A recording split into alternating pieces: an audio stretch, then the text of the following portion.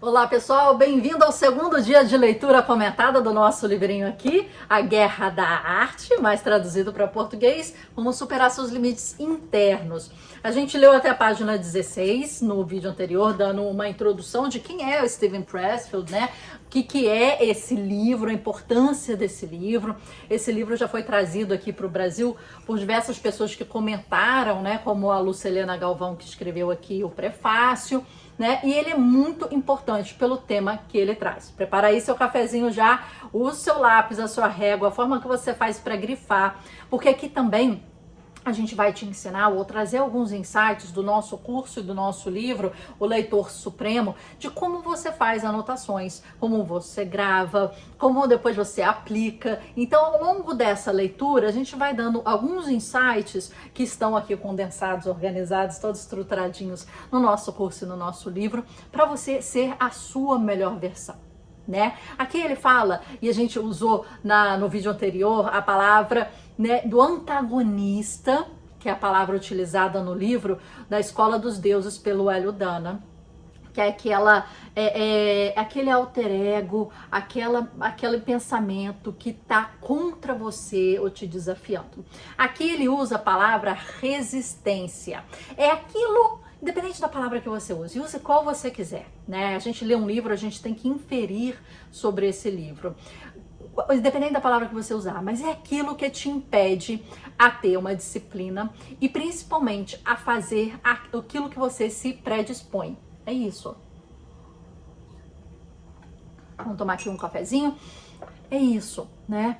Aquela coisa que te fala assim, você não é capaz, você não pode, você não vai fazer, você não vai conseguir terminar, você não é suficiente. Aquela vozinha no fundo, né, que ressoa, dando pra gente insegurança, dando pra gente uma autossabotagem, né? E aquela vozinha que trabalha contra a gente. É isso que o Steven Pressfield vai entrar aqui. E a última frase que a gente falou no vídeo anterior, ela é muito forte e eu marquei ela aqui. Marca aí para você também. Por isso, página 16. Por isso diz nosso autor que o artista, entre aspas, ou seja, o protagonista dessa saga, é um voluntário para o inferno. Quer dizer, você que já está predisposto a fazer algo, você que já está predisposto a realizar algo, a tirar algo de si para fora, né? Você já está sendo um voluntário do inferno. É isso que o Steve Pressfield fala. Quer dizer, você já está se colocando num local que vai ser muito difícil, que você vai ter que superar obstáculos internos e externos e vai ter que perdurar. É isso que a resistência trabalha em você. E é o que nesse livro, trazendo exemplos práticos da vida dele, e ele sofreu bastante, como a gente falou, né? Ele foi coveiro, trabalhou em diversos lugares diferentes, teve que morar no próprio carro por não ter dinheiro e para tentar conseguir vencer a vida ainda como escritor. Ele foi abaladíssimo, porque uma das grandes e maiores experiências da vida dele escrevendo King Kong foi uma coisa negativa da vida e ele não conseguiu perdurar. Então, aí nos perguntamos, como é que a gente supera e como é que a gente entende essa resistência? E é aqui que ele começa no livro. Vamos continuar? Mas nem tudo é tão obscuro. O nosso autor nos dá orientações de deslocamento das nossas tropas em campo de batalha que são preciosas. Por exemplo, o conselho de sempre ter como objetivo não a vitória, mas conseguir controlar-se com firmeza e determinação, garantir cada dia, não dramatizar, saber que amanhã de manhã tudo recomeçará e aprender a amar essa saga que traz à tona a cada dia nossos melhores potenciais. E aqui você vai perceber no livro que ele faz essa referência e usa palavras do ambiente de guerra, porque ele está fazendo um comparativo entre, né, a guerra da arte para a arte da guerra, né? O contrário, né? Mas ele está usando o Sun Tzu como base e ele está usando as suas referências como uma batalha interna. Então, palavras como batalha, luta, sangrenta, dificuldade, vão ser palavras que vão ser utilizadas aqui. Porque ele quer trazer esse nível de guerra para esse nível de batalha interna com o antagonista, com a sua autossabotagem, com a sua resistência, ou o nome que você for dar a ela. E, né, eu já ouvi pessoas dando nomes, até de pessoas, né? Marlene, a Marlene tá me falando isso, né? Ou outras. Você pode dar um nome para essa pessoa e personificar. É uma das táticas muito importantes para você fazer, porque você trata o seu bloqueio como algo em que você consegue, né, encarar, em que você consegue visualizar fora de você, fora da sua estrutura. Então, para a gente já começar a leitura comentada, porque aqui estamos para isso, para comentar as leituras e trazer algo legal, interessante, insights. A primeira coisa a se tratar da resistência, isso aqui ele não fala aqui, sou eu falando para você, é a gente aqui trabalhando juntos. É você personificar, pode chamar de Marlene, Valquíria, nome assim escalafobético, assim, funciona mais, né? E tratar essa dificuldade ou essa entidade, né, como algo que você consegue encarar. Não como parte de você, como algo que você consegue olhar no espelho. É você, mas tá ali, tá na sua frente, entendeu? Valquíria, para com isso, que eu tô te vendo falando que eu não posso. E eu posso, me olha no olho, entendeu? Primeira dica. Pressfield nos ensina a diferença entre profissionais e amadores e a necessidade de sermos profissionais para termos alguma chance diante de um inimigo desse porte. Temos exemplos de nossa conduta na vida profissional e os transfere para toda nossa vida. Toma conselhos de Carl Jung com Somerset Maugham, não conheço essa pessoa, essa referência, se vocês conhecem, coloca aqui embaixo pra gente. E até com fuzileiros navais norte-americanos, enfim, o autor nos ensina a usar artilharia pesada e usá-la todos os dias, pontualmente, com perseverança e responsabilidade. Esse é o ponto de ancoragem dele, né? A disciplina regrada. Aí vem a delícia da terceira parte, além da resistência, o reino superior, na qual relaxamos, enfim, mas nem tanto, ao saber que não temos só inimigos, mas também aliados poderosos nesta guerra. Há que ter um mérito para que eles confiem em nós e se aproximem, e há que aprender a ouvir as vozes deles. Nessa parte, os autores e as personalidades espirituais vão desde Homero a Krishna, mas as observações feitas por Pressfield não são baseadas em nenhum tipo de doutrina ou crença, em si na própria e rica experiência de vida. Ressalto que sua vida não é repleta de fatos fantásticos, mas dessas experiências simples que todos nós vivenciamos, que se tornam especiais graças a um detalhe.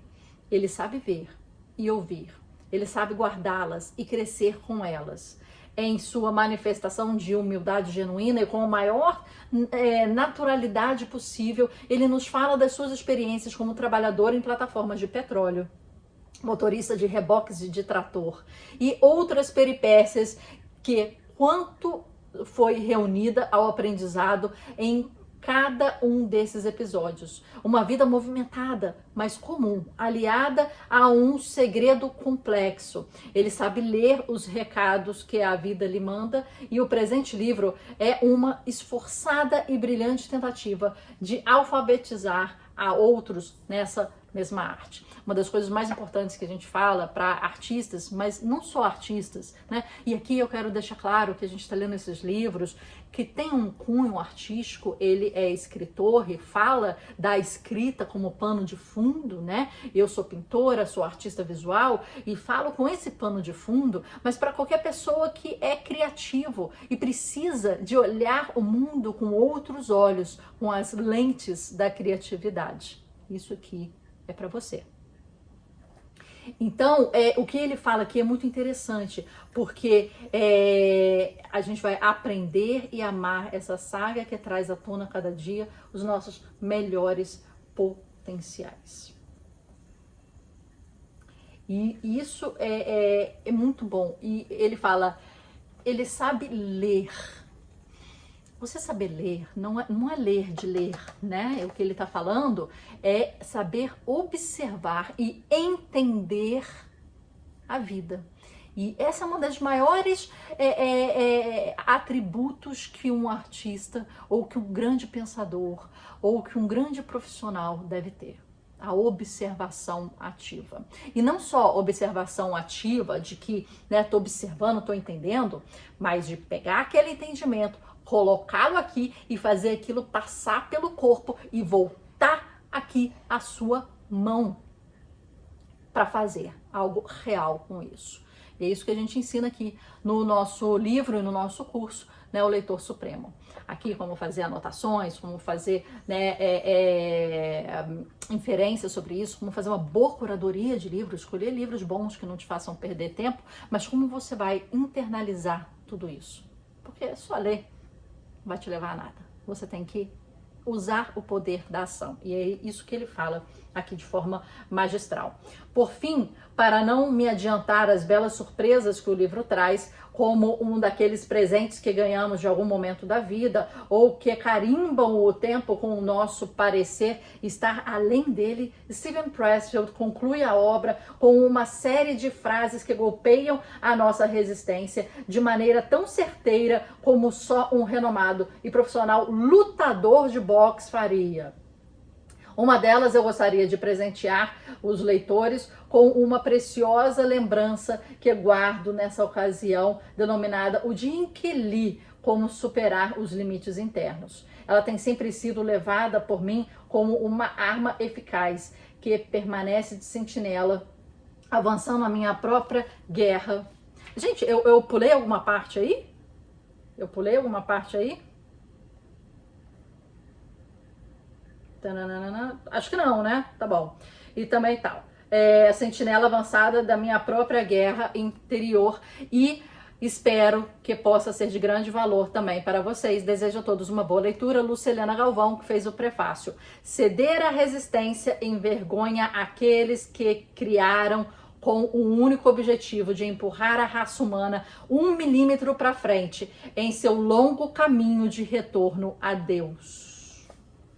Esse foi o prefácio. Vamos entrar aqui na nossa parte, página 19, introdução. E eu já fiz as anotações aqui, olha como é que eu faço as anotações, já tentando entender o que ele vai introduzir. Então eu coloquei aqui, primeiro ele vai definir o inimigo, depois ele vai falar um plano de batalha e depois ele vai falar a visão da vitória. Você vê ali todas, né, as palavras como se fosse guerra.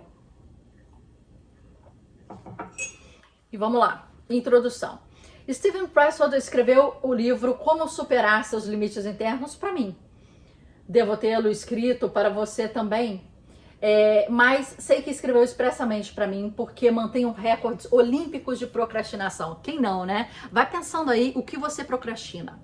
Como é que a sua gaveta está como se fosse um cemitério de projetos que você nunca fez acontecer. Como as suas ideias estão pulando aí anos e anos e quando você vai revisitá-la já passou décadas, né? Lista, top 3, o que você está procrastinando hoje em dia?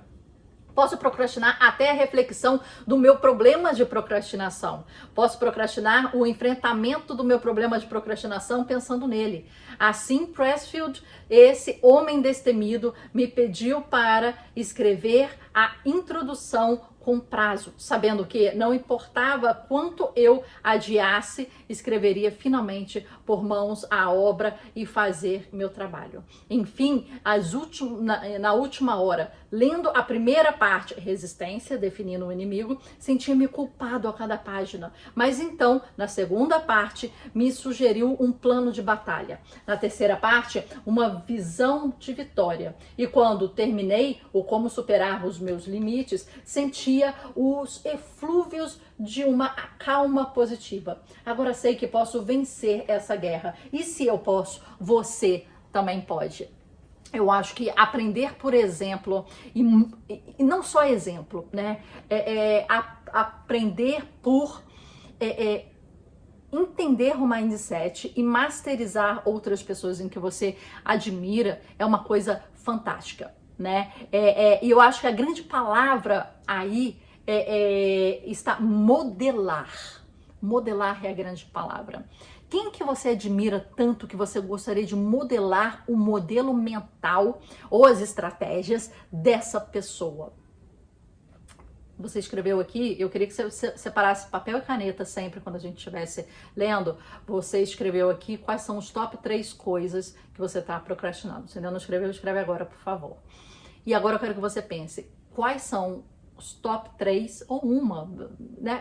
Eu quero que você seja certeiro. Pessoas em que você gostaria de modelar na vida. Quer dizer, entender e destrinchar um modelo estratégico, um modelo mental, entender esse modelo mental para a sua realidade, adaptar isso para a sua realidade e modelar essa pessoa. Quem seria essa pessoa? No início da parte 3, Pressfield identifica o inimigo da criatividade, a resistência, seu termo abrangente para que Freud chamou de o impulso da morte. Força destrutiva da natureza humana que eclode quando consideramos um curso de ação difícil, a longo prazo, capaz de fazer por nós e pelos outros algo realmente bom. Ele então apresenta um leque de muitas manifestações destrutivas da resistência. Ele reconhecerá todas, pois essa força está em todos nós. A autossabotagem, o autoengano e a autocorrupção.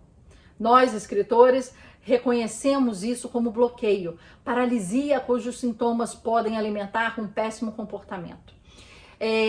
A gente costuma chamar de bloqueio, né? Agora, independente se você é artista ou não, independente se você está trabalhando com Excel, com Photoshop, se você está trabalhando numa empresa, eu trabalhei em empresa de contrato, auditorias de contratos de leasing para os Estados Unidos, eu trabalhei em mercado de petróleo, eu trabalhei em diversas áreas, comercial, por exemplo, né? Assistência, ajuda a ANP, né, Agência Nacional de Petróleo, com regulamentações e ofícios a serem enviados, completamente diferente da minha parte artística, completamente diferente da minha arte de pintura, de desenho, de escultura, de livros, de escrever, completamente diferente disso. Mas também nesse ambiente completamente Excel, planilhas, controles, performances, entregas, reuniões, eu tinha um diferencial competitivo que era a criatividade, que era olhar por outro ângulo. E isso aqui me ajuda, né? A forma como a gente vê isso é destravar o bloqueio criativo, que pode ser aplicado em qualquer área. Qualquer área. Então saiba disso, eu não tô falando só para artistas e eu não tô falando só para criativos, eu tô falando para você que precisa resolver um problema no seu dia a dia, simples assim. E problemas todos nós temos. Tá? Há alguns anos eu bloqueava, eu estava bloqueado como uma rede de esgoto de Calcutá. O que fiz então? Decidi provar todas as minhas roupas, apenas para mostrar a que ponto posso ser obsessivo. Vestir camisa, calça, blusa, jaqueta, meias, conforme as estações: primavera, verão, outono e inverno. A estação Exército da Salvação. Depois provei tudo de novo, agora as classificando como primavera casual, primavera formal, verão casual, etc. Passados 2 dias, pensei que fosse ficar louco. Quer saber como se cura um bloqueio de escritor? Não com uma visita ao psicanalista, pois, como observa Pressfield, procurar ajuda à resistência,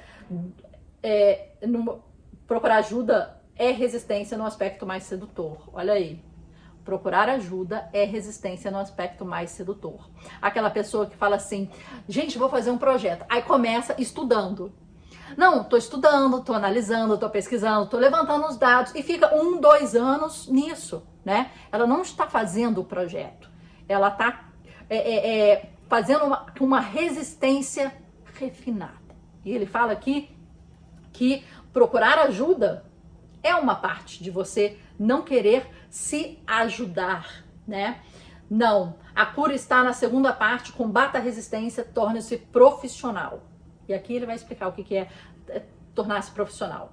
Steven Pressfield é profissional em pessoa. Sei disso porque nem me lembro de quantas vezes convidei ele, para o autor do Legend of Bagger Vance, para uma partida de golfe. E ele, embora tentado, se recusou. Por quê? Porque estava trabalhando. E como qualquer escritor que já deu uma tacada, sabe, o golfe é uma forma maravilhosamente virulenta de procrastinação. Em suma, resistência. A disciplina de Steve é forjada como o aço de Bethlehem.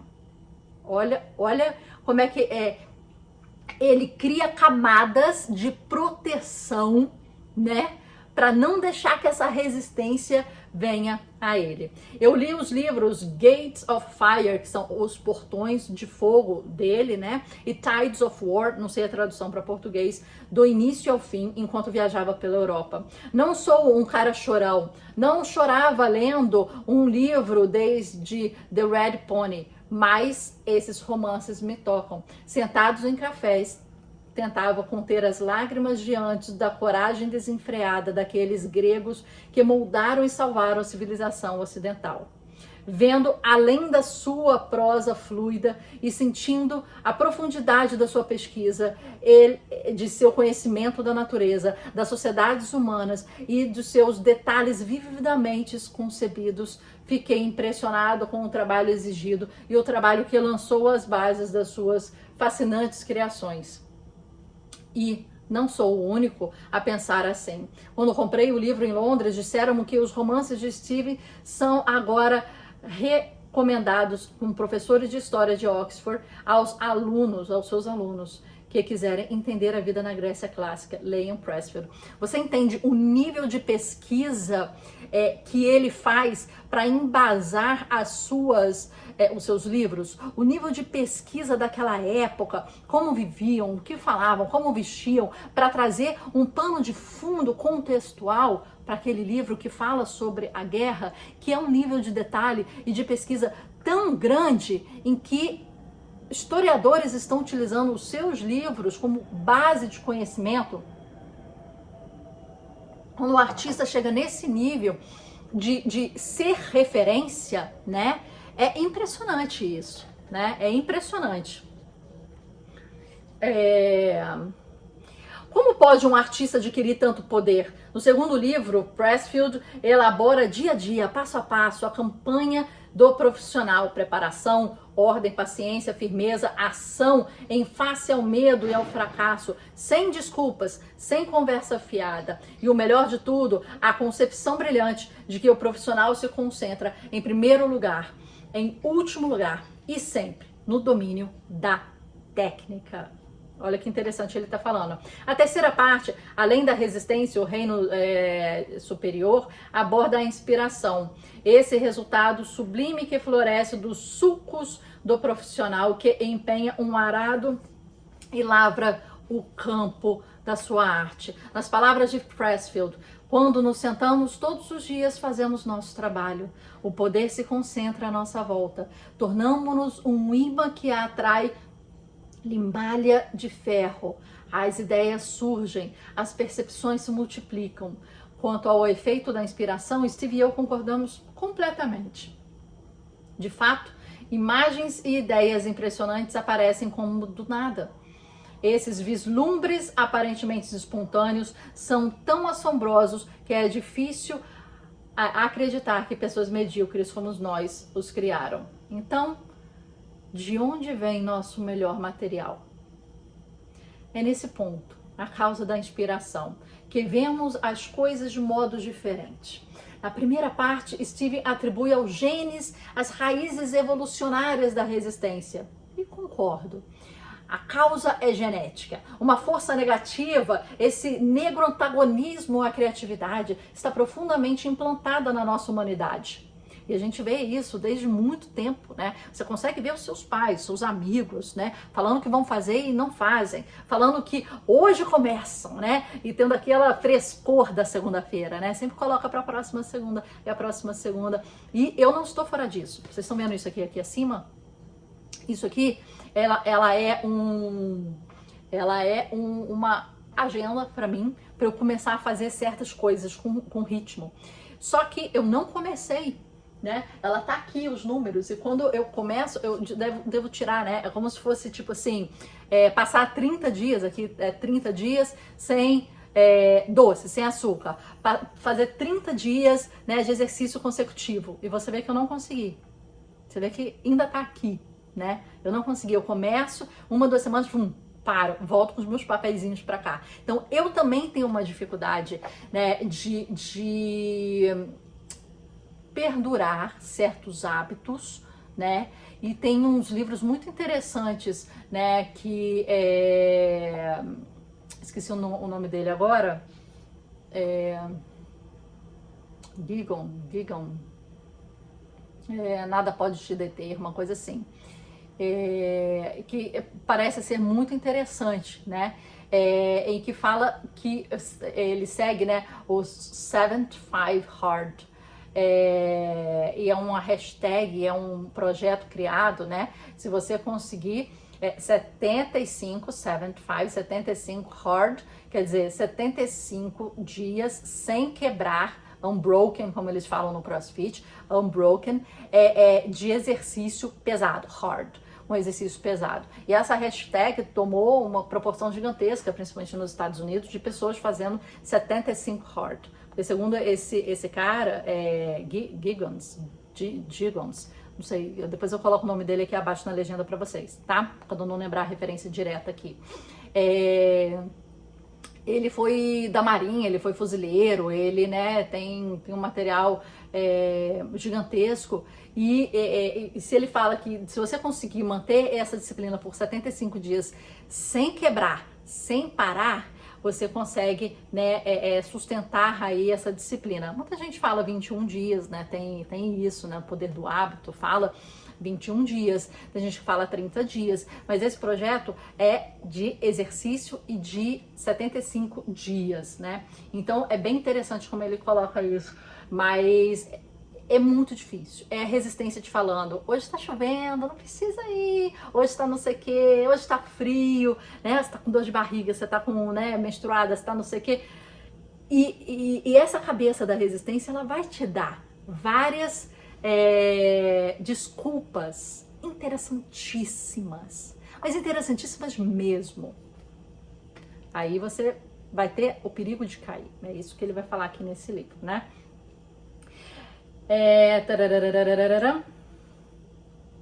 Tá. Em seguida, arrebatado por um ímpeto poético, declara sua crença em musas e anjos. A principal fonte da criatividade, diz ele, é divina. Eu marquei isso. Grifa isso também, que ele vai falar muito da força das musas inspiradoras no processo criativo. Muitos leitores, talvez a maioria, acharão a terceira parte profundamente emocionante. Para mim, entretanto, a fonte de impulso criativo está no mesmo plano da realidade da resistência. Esse impulso também é genético e se chama talento. O poder inato de descobrir a conexão profunda entre imagens, ideias e palavras que ninguém mais viu, associando-as e criando-as para o mundo como obra final única. Assim como o nosso QI, o talento é um dom de nossos ancestrais. Se tivermos sorte, o herdamos. Nos poucos felizardos que os têm, a dimensão escura das suas naturezas começará por resistir ao esforço da criatividade que a criatividade exige. Mas, iniciada a tarefa, seu lado talentoso aceitará a ação e os recompensará com realizações de peso. Esses lampejos de gênio criativo parecem vir do nada e por uma razão óbvia, brotam da mente inconsciente. Ou seja, se a musa existe, não sussurra aos ouvidos dos talentosos. Portanto, embora Steve e eu não concordemos quanto à causa, concordamos quanto ao efeito. A inspiração encontrando o talento, dá origem à verdade e à beleza. E quando Steven Pressfield estava escrevendo esse livro aqui, Como Superar os Limites Internos, ela pairava sobre ele. Robert McKee. Então lemos a prefácio e a introdução, vamos parar aqui hoje. Robert McKee, para quem não conhece, é um dos grandes roteiristas, né, que escreveu muita coisa, mas principalmente ele tem um material muito bom para quem quer escrever e se basear em storytelling.